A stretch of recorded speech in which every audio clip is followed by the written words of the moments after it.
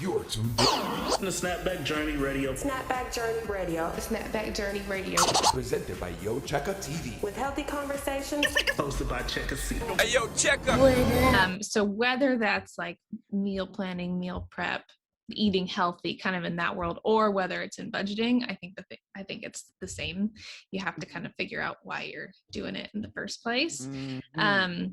And then it's a matter of kind of balancing, other priorities around that. So a lot of times when I started the meal planning and meal prep stuff, people would, they'd want to start meal planning to save money, but then there's this tension because they also want to be healthy. So it's like, it seems like the healthier foods are the more expensive foods. And then how do you balance this? Which I think is a total myth buster. Like, it's like not always true. It is not always true. Unfortunately, I do think, like if you go to Pinterest and you look for like budget meals, mm-hmm. you can make really cheap food, but it may be lacking in a lot of like vegetables or nutrients, So like you can survive and like make food that's like super, super cheap, but it may not be the best for you, like long-term for your body. Like if you're not healthy, what does your budgeting matter? Because you might not even be on this earth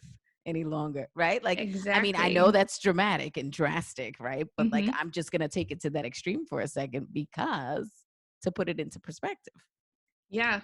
And I think it's so true. And kind of in the culture we live in, it's kind of a convenience culture, right? So it's more like, what's the easiest thing I can grab? And we kind of treat food as like something you just have to do it. Like you just have to eat something without really realizing, the long-term effects of maybe some of the day-to-day choices. So I totally agree though. I think food has to be, you got to eat to fuel your body. Otherwise you're not going to have energy and, it won't be an enjoyable be enjoyable life. So when I do the meal planning and then kind of plan for the meal prepping, a lot of it doesn't, I don't usually start with the budget unless I have like a specific budget goal in mind. I usually start with like the food that we already have in the cupboards. So like, I might like start brainstorming, like, what do I want to eat? And then what do we have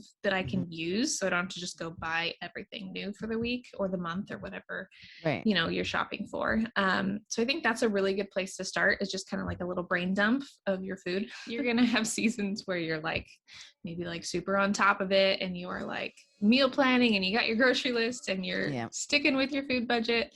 And then there's going to be times when you're like, I need a break from that. And I think there's absolutely nothing wrong with that. Thank you for the grace. Thank you. I mean, I've talked to women who eat out 2 to 3 times a day. Like, they'll eat out at lunch and then they'll go out to dinner and they have families and they're spending, I mean, tons of money, tons and tons of money every month. But then they go to the grocery store and they feel like they're spending a lot of money there. If like they spend a couple $100 on groceries and maybe they're not sure how they're going to use it, they're worried they're going to be wasting that money. So it's like you have to decide kind of for a lot of women, I think in the moment, it just feels easier and just better to just eat out. There are things that you just won't be able to cut out, right? Like there's necessities that you're going to have. So in that case, I think it's a lot of figuring out, like, do you really care which brand you get? Like, is there a difference? On the computer, I've used, have you ever used Honey, the extension? No. It's like a browser extension. And then when you're in a checkout, it'll scan for all the coupons it knows of and it'll like give you the best deal. So that's pretty cool.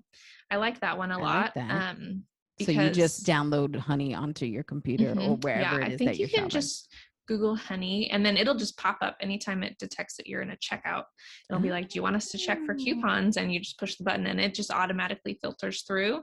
For the spices, you can like refill one of your spice containers for like 25 cents. Where? Or if you find a bulk, because it's like pay per pound. And it's like, they're so light, and so you can fill them you get like a little bag and then you come home and you refill the thing, but you can fill them for so inexpensive. Or if you buy a whole new bottle, you're going to pay like $4 or $5. Who knew? So, I always go crazy about spices. Like, I'm like, why are they so expensive? They piss me off, but I know why, obviously, because herbs and spices are really great for your body. So of course, there we go again. That might not be a myth in some factors.